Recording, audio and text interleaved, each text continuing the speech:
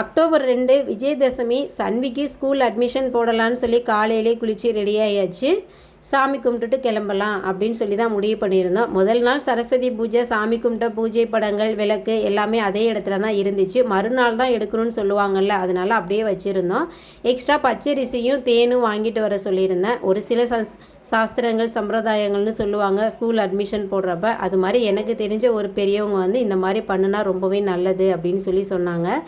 தேன் வந்து நாக்கில் வந்து ஓன்னு சொல்லி எடுத்து எழுதிட்டு அதுக்கப்புறம் பச்சரிசியை வந்து நல்லா பரப்பிட்டு அதில் வந்து பாப்பாவை ஆன்னு எழுத வச்சுட்டு அதுக்கப்புறம் ஸ்கூலுக்கு கூட்டிகிட்டு போங்க அப்படின்னு சொல்லி சொன்னாங்க. அதே மாதிரியே நாங்களும் வீட்டிலே பாப்பாவுக்கு நாக்கில் தேன் வச்சுட்டு பச்சரிசியில் போட வச்சுட்டு வீட்டிலே நல்லா பூஜையெல்லாம் சாமி கும்பிட்டுட்டு 10:30க்கு மேலே தான் வீட்டிலேருந்து கிளம்பணும். ஸ்கூலுக்கு வந்து பார்த்திங்கன்னா வீட்டிலேருந்து வந்து 10 நிமிஷம் தான் ஆகும்.